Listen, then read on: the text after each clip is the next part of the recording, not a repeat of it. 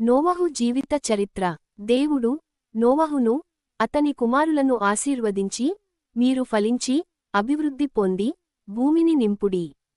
సమస్త జీవులు మీ చేతికి అప్పగింపబడియున్నవి. ప్రాణం గల సమస్త చరములు మీకు ఆహారమగును. అయిన మాంసమును దాని రక్తముతో తినకూడదు.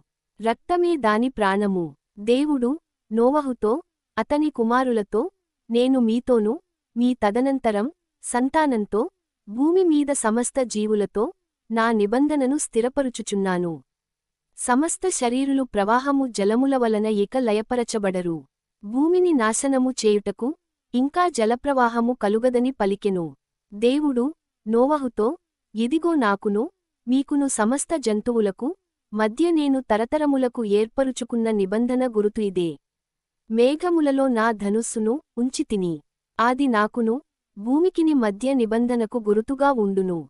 భూమిపైకి నేను మేఘమును రప్పించునప్పుడు ఆ ధనుస్సు మేఘములో కనబడును. అప్పుడు నాకును మీకును సమస్త జీవరాశులకును మధ్యనున్న నా నిబంధనను జ్ఞాపకము చేసికొందును. గనుక సమస్త శరీరులను నాశనము చేయుటకు అలాగు ప్రవాహముగా నీళ్లు రావు. ఆ ధనుస్సు మేఘములో నుండును. నేను దాని చూచి, దేవునికిని భూమిమీదనున్న సమస్త శరీరులలో ప్రాణముగల ప్రతి దానికిని మధ్యనున్న నిత్య నిబంధనను జ్ఞాపకము చేసికొందుననెను. నోవహు సంతానం భూమిమీద వ్యాపించెను. నోవహు వ్యవసాయం చేయ ఆరంభించి ద్రాక్ష తోట వేసెను. నోవహు ద్రాక్షరసము తాగి మత్తుడై తన గుడారములో వస్త్రహీనుడిగా ఉండెను.